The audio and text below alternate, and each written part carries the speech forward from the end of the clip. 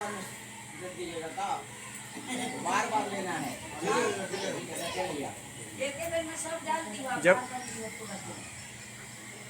एक समय समस्त ऋषिगण सभा किए कि मनुष्य के भक्ति के उपाय से होगी, उनका कल्याण किस प्रकार से होगा, क्योंकि कली काल में सब प्राणी वेद विद्या से उन्होंने तो 84 लाख ऋषियों नैमी सारण जगह में जाकर सभा करते हैं कि मनुष्य के भक्ति किस उपाय से होगी, उनका कल्याण किस प्रकार से होगा, क्योंकि कली काल में सब प्राणी वेद विद्या से जुड़ेंगे। उसी समय अति तेजस्वी व्यास जी शिष्यों सहित हरि स्मरण करते हुए आते हैं। शास्त्र अर्थ को जानने वाले व्यास जी को आते देखकर सभी ऋषि उठ खड़े होते हैं, शिष्टा से नमस्कार करते हैं, सुंदर आसन लेते हैं, पूजन करते और कहते कि हे महर्षि सूत जी, मनुष्य की भक्ति किस उपाय से होगी, उनका कल्याण किस प्रकार से होगा, क्योंकि कली काल में सब प्राणी वेद विद्या से जुड़ेंगे। हे नाथ, जो ज्ञानी होकर अपने ज्ञान रूप से दूसरों को संतुष्ट नहीं करते, उस पर परमेश्वर प्रसन्न होते हैं। जो अपने रत्न रूपी ज्ञान से दूसरों को संतुष्ट कर दें, उसी मनुष्य रूपी नारायण ही जाना चाहिए। हे प्रभु, आपके सिवा दूसरा कोई नहीं कर सकता, आप ही बतलाइए कि मनुष्य की भक्ति किस उपाय से होगी। कहते हैं कि हे ऋषिगण, आप धन्य हैं, आपकी वशमो धन्य है, आप सदैव प्राणियों के हित चाहते हैं। मैं उत्तम व्रत को कहता हूँ जो कि नारद जी के पूजे जान पर विष्णु भगवान ने कहते सो सावधान को सुनिए। इति श्री रेवा खंडे बोले श्री सत्यनारायण स्वामी की जय, वृंदावन बिहारी लाल की जय, बजरंगबली की जय, वास्तु पुरुषाय की जय। दूसरा अध्याय। एक समय नारद जी प्राणियों के हित की इच्छा से मृत्यु लोग आते हैं, पृथ्वी पर घूमने आते हैं, देखते हैं कि समस्त प्राणी अपने कर्म के अनुसार दुख को पा रहे हैं, उनसे नाराज जा वह विष्णु लोग को जाते हैं, विष्णु भगवान को देखकर स्तुति करते हैं कि हे अनंत शक्ति वाले, आदि अंत एवं मध्य, हे प्रभु, हे विष्णु भगवान, हे शंख चक्र गदा पद्म धारण करने वाले, हे लक्ष्मीपति, आपको बारंबार नमस्कार हो। कहते हैं कि हे नारद, किस अर्थ से आए हो, तुम्हारे मन में क्या है, सो पूछो, हम कहेंगे। कहते हे नाथ, मृत्यु लोक में समस्त पुरुष अपने उत्पन्न होकर आप ही से उत्पन्न हुआ नाना प्रकार से कलुषित रहे। हे प्रभु, जिस तरह से उनका दुख दूर हो वह उपाय हम सुनना चाहते हैं।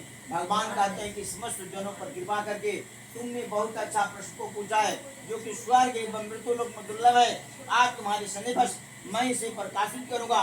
ये श्री सत्यनारायण का व्रत है, जिसे विधि पूर्वक करने से इस लोक में शुभाकरण में सदलोक के जाते हैं। सो नारद जी कहते हैं कि हे प्रभु, आप तो व्रत का विधि बतलाए, लेकिन इसमें कौन सा देवता पूजे जाते हैं, कौन सा फल एवं कौन सा फूल लगता है, सो विस्तार रूप से कहिए। भगवान बोलते हैं कि हे नारद, मनुष्य किसी भी दिन सायंकाल शाम के पूजा होता है तो उत्तम कारक होता है। भगवान का पूजा का कोई दिन की का जरूरत नहीं। किसी भी दिन सायंकालन के समय श्री सत्यनारायण का व्रत को करे। इसमें नौवेद लगता है, कदली फल, केला, दूध, दही, गुड़, घी, मधु, जिसमें कि भगवान का स्नान होता है।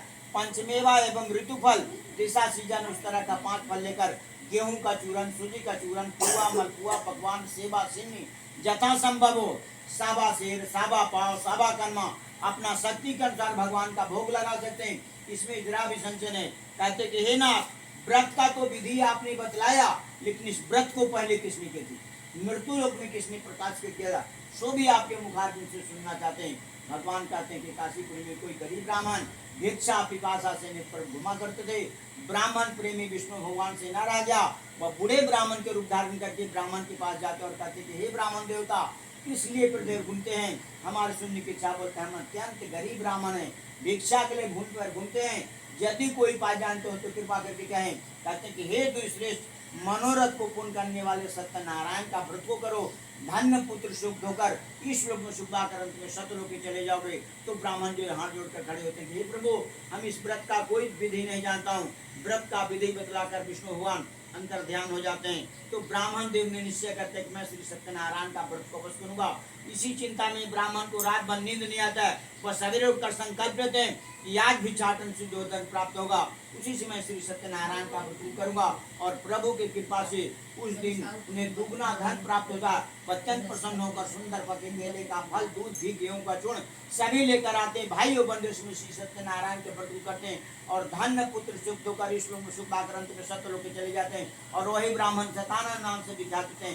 इति श्री रेवा खंडे समाप्त। बोले श्री सत्यनारायण स्वामी की जय, वृंदावन बिहारी लाल की जय, बजरंगबली की जय, दुर्गा महारानी ब्राह्मण अपने धन के अनुसार व्रत करने के लिए तैयार हुए। उसी समय एक लकड़हारा भूखा प्यासा से पीड़ित कंठ के भार को लकड़ी को भार को बाहर में रखकर ब्राह्मण के घर जाकर वहां जाते हैं कि ब्राह्मण देवता से कुछ जलपान को मिलेगा। वहां जाकर देखते हैं कि ब्राह्मण देवता सत्यनारायण के व्रत पर बैठे हैं। वहां बैठकर कथा को श्रवण कर मनोरथ को प्रणाम कर प्रसाद को पाकर पूछते हैं कि हे ब्राह्मण देव, आप कौन सा देवता को पूजने से क्या फल होता है, सो हमारी विधि बतलाइए। व्रत का विधि जानकर प्रसाद को पाकर जल पीकर हृदय स्मरण करते चलते लकड़ी को भार को माथे पर रखते संकल्प करते हैं कि आज लकड़ी बेचने से जो धन प्राप्त होगा उसी समय श्री सत्यनारायण का व्रत करूंगा। और प्रभु की कृपा से उस दिन उन्हें दुगना धन प्राप्त होता है। अत्यंत प्रसन्न होकर सुंदर पके केले का फल दूध घी गेहूं का चूर्ण सभी लेकर आते हैं। भाइयों बंधुओं श्री सत्यनारायण के व्रत को करते हैं और धन्य पुत्र शुद्ध होकर इस लोक में छुपाकर अंत में सतलोक चले जाते हैं। इति श्री रेवाखंडे तृतीय अध्याय समाप्तम। बोले श्री सत्यनारायण स्वामी की जय। वृंदावन बिहारी लाल की जय। बजरंगबली की जय। हर हर महादेव की जय। मैया पार्वती की जय। चतुर्थ अध्याय का दिक्कत है। चतुर्थ अध्याय एक राजन थे जिनका नाम था तुजगन। वह प्रतिदिन देव मंदिर जाया करते थे। भद्रशिला नदी के तट पर सत्यनारायण के व्रत को करने के लिए तैयार हुए। उसी समय एक साहूकार बनिया बहुत सा धन परिपूर्ण लेकर राजन के पास व्यापार करने विषय पहुंचते हैं। नदी के तीर पर नाव को लगाकर अपनी तट पर कर राजन के पास जाते हैं। राजन को व्रत करते देखते हुए नम्रता से पूछते हैं कि हे राजन, भक्ति पूर्वक से आप क्या करें, इसे करने से क्या फल होता है, सो हमारी सुनने की इच्छा करते हैं। साधु यति तेजस्वी विष्णु भगवान श्री सत्यनारायण का व्रत है। इसलिए पुत्र की प्राप्ति, धन की प्राप्ति, मन की शांति एवं सर्वथा विजय के लिए की जाती है। कहते हैं कि हे नाथ, इस व्रत का विधि बतलाइए, मैं भी इस व्रत को करूंगा। मेरे यहाँ भी कोई संतान नहीं है। राजन बोलते हैं कि इस व्रत से तुम्हारे गृह में अवश्य संतान उत्पन्न होगा। वहां से राजा को प्रणाम करके ब्राह्मणों को दक्षिणा देकर नगर की यात्रा करते हैं। अपने गृह में जाकर अपने भार्या स्त्री से कहते हैं कि हमने राजन के घर में सत्यनारायण का व्रत को देखा है, पुत्र प्राप्ति का व्रत को देखा है। तो स्त्री जाति पूजन में बड़ा लोग नृत्य कहते कि हे ना, जल्दी से पूजन कर लिया जाए ताकि हमारे यहाँ भी संतान होगा। साहूकार बोलते हैं कि नहीं, पहले हम संकल्प लेंगे, जब हमारी कोई संतान होगा तो मैं श्री सत्यनारायण का व्रत को करूँगा। क्योंकि मन में छल था कि यदि हम पूजन कर लिए और संतान नहीं हुआ तो हमारा पानी में चला जाएगा पैसा।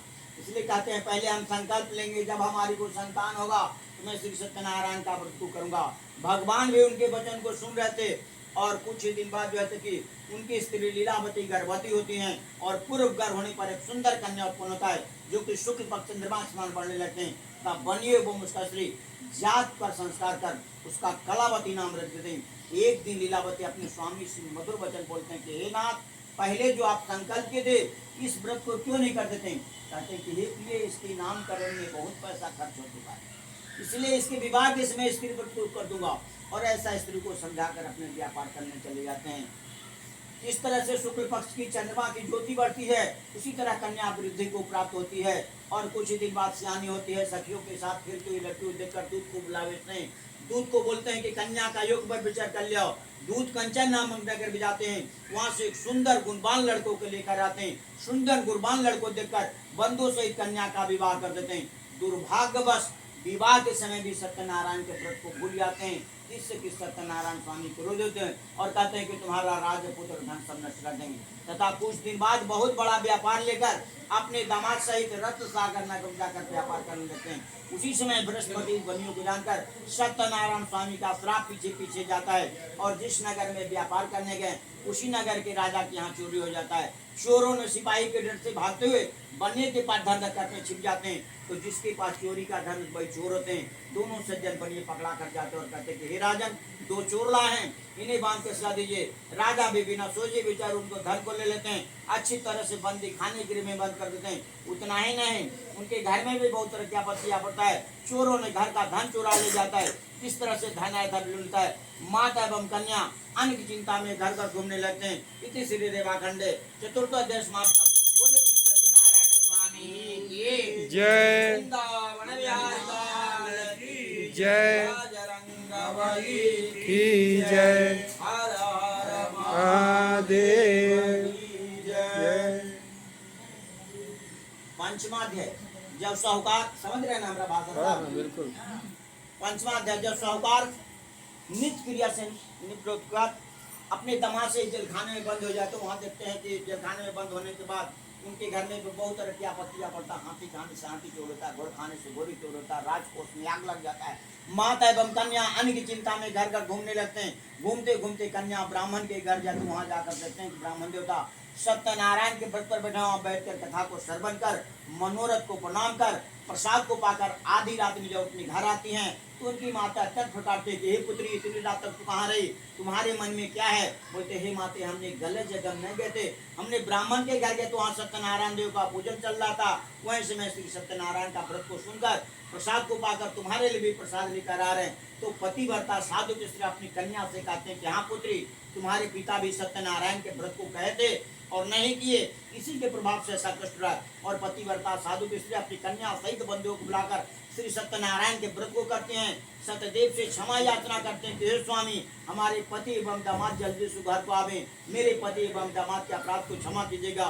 उधर से सत्यनारायण स्वामी संतुष्ट होते हैं और चंद्रकेतु राजा को शब्द देते हैं कि हे राजन, कल सवेरे दोनों सज्जन बनियों को छोड़ देना, उसका जो धन लिया दे देना, नहीं तो तुम्हारा राजपुत्र धन समृद्ध कर देना।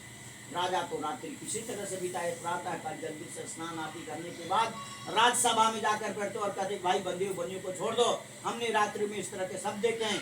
राजन के मुख से ऐसे वचन सुनकर दूत बंदीगिरी से छुड़ा कर जाते हैं और कहते हैं कि हे राजन, इन्हें बंदीगिरी से छुड़ा कर लाए, आप आज्ञा कीजिए, आप आज्ञा कीजिए। राजा को देखकर साहूकार भय बस कुछ नहीं बोलते हैं, प्रणाम करके रह जाते हैं और मन में विचार करते हैं कि ना जाने किस तरह की अब सजा मिलेगा। राजा बोलते हैं कि दुर्भाग्यवश आप लोगों को बहुत बड़ा दुख मिला है, भय मत कीजिए। हाथ पैर की हथकड़ियां कटवाते हैं, क्षौर कर्म करवाते हैं, वस्त्र आभूषण देते हैं, पहले जितना धन देते उसका दुगना धन देकर नगर जाने को कहते हैं। वहां से राजा को प्रणाम करके ब्राह्मणों को दक्षिणा देकर नगर की यात्रा करते हैं। तो फिर तो जाने पर विष्णु भगवान उनके विचार जानने तो वहां पहुंचते हैं, विचार जानने हेतु वहां पहुंचते हैं और कहते हैं कि हीरे जवाहरात से भरा हुआ नाव को देखते, लकड़ियों से भरा हुआ नाव को देखते, पूछते कि साहूकार तुम्हारी नाम में क्या है? कहते कि पंडित क्या पूछते आपको धन लेने की चाहे तो साहूकार का नाम है, इसमें धनिया तेज पास भरो। बोले तुम्हारा वचन सत्य हो, और वहां से चले जाते हैं तथा समुद्र के किनारे बैठ जाते हैं। इति श्री रेवा खंडे पंचमोध्याय समाप्त। बोले श्री सत्यनारायण स्वामी की जय, वृंदावन बिहारी लाल की जय, बजरंग बली की जय। छठा अध्याय, छठा अध्याय पंचमा समाप्त हुआ, छठा सात अध्याय हो जाए, सात अध्याय भूख लगा है।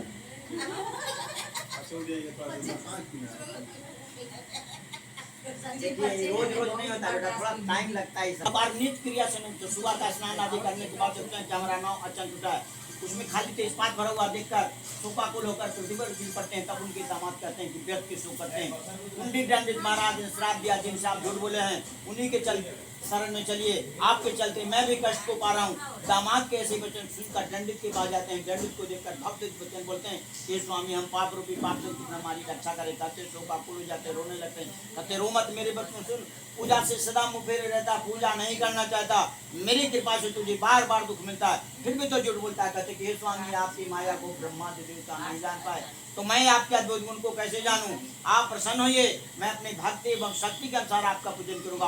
भक्त वचन सुनकर जनार्दन भगवान संतुष्ट होते हैं, मनवाची वचन देकर वहां से अंतर ध्यान हो जाते हैं। तो साहूकार बोलते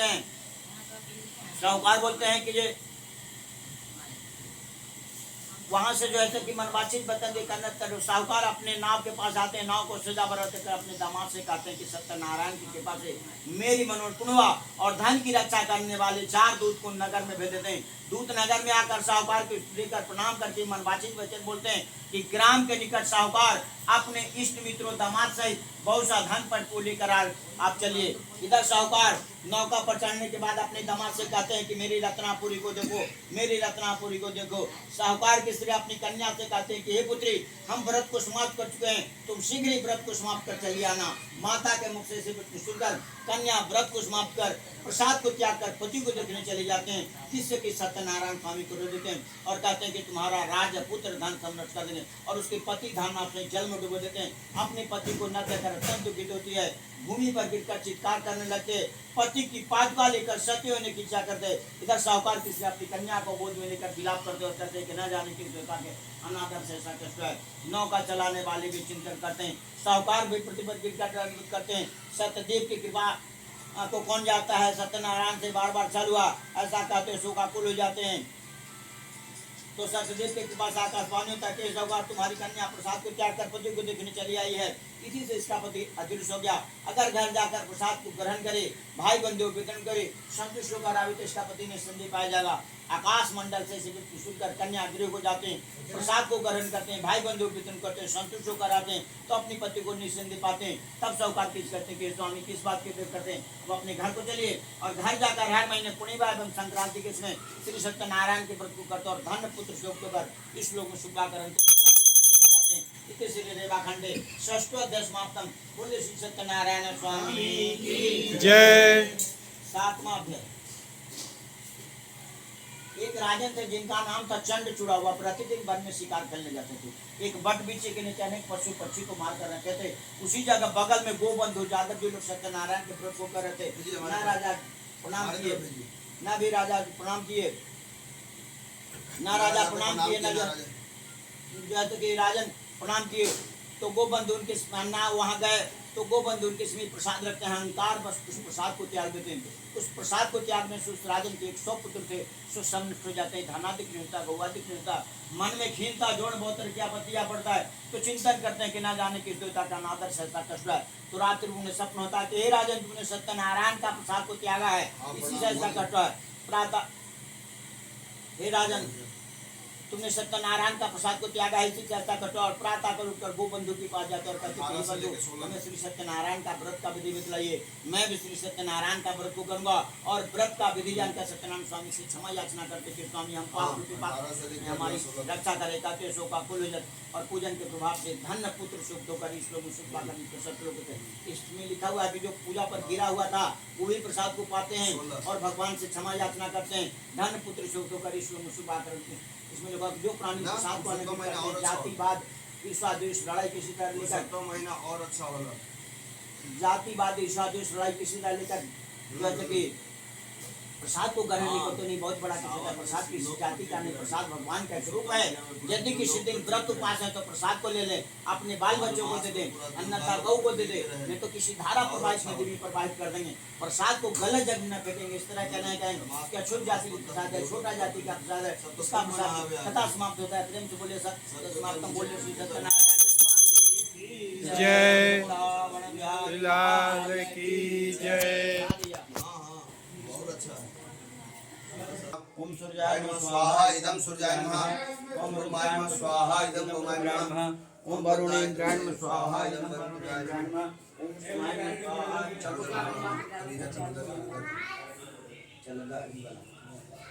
नवग्रह इधर नहीं, इस रूम में मत आओ, इस रूम में मत आओ। नहीं ये तो मेन आया तो लोग आएंगे। जाओ इस रूम में।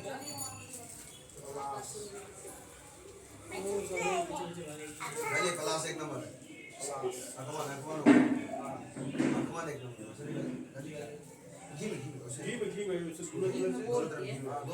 ब्रह्मावरारे त्रिपुरांतकारी भानु खड़ा कर ब्रह्मावरारे त्रिपुरांतकारी भानु स्वाहा। जो उपास है सब चले आइए।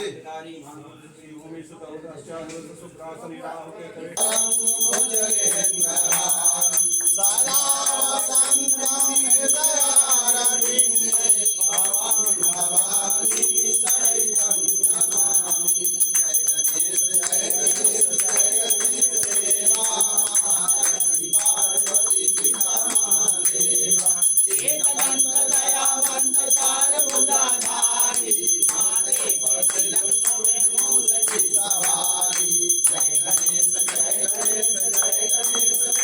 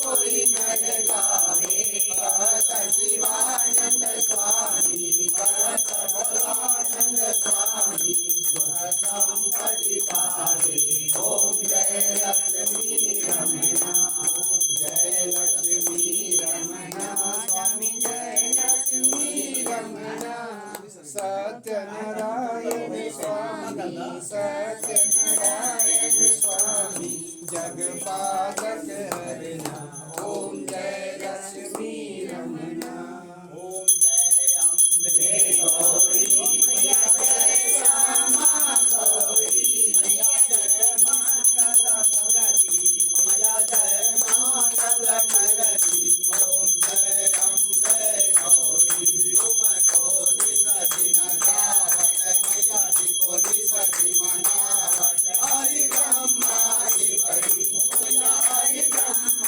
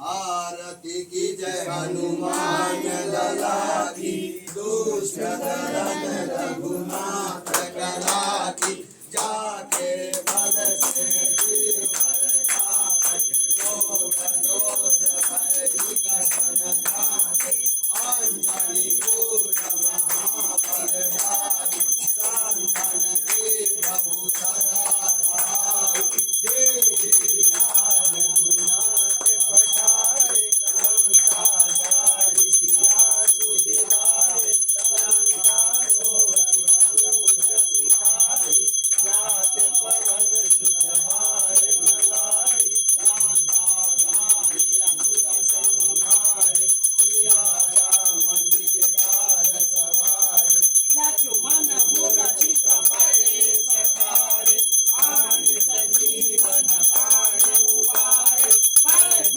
पताल तोरी जमतारे यही रावण के भुजा उठाए भाए भुजा असुर नर मारे अहिने भुजा संत जन भारे सुर नर मुनि जन भारे जय जय जय हनुमान उतारे कंचन धारक पुर बेठाए आरती करत अंजनामाय जो हनुमान जी की आरती गावे बस वैकुंठ परम पद पावे नाम संकट ये रघुराए तुलसीदास रघुआरती गावे जय सीताराम जय जय हनुमान संकट मोचन कृपा संकल्प माता जपिता तमेव त्वमेव बन्धो चाचा तमेव त्वमेव विद्या तमेव त्वमेव जगदेव तुलसी महारानी नमो नमो हरि के प्रदानी नमो नमो 56 प्रकार 36 व्यंजन बिन तुलसी के हरि नहीं भावे तुलसी महारानी नमो नमो हरि के पटरानी नमो नमः पंखा बंद कर दीजिए धुआं सब उधर ही चल जाएगा पंखा बंद कर दीजिए चलो आइए बोलिए कपूर खत्म हो गया क्या और रखना हम कपूर है वहाँ पर पसीना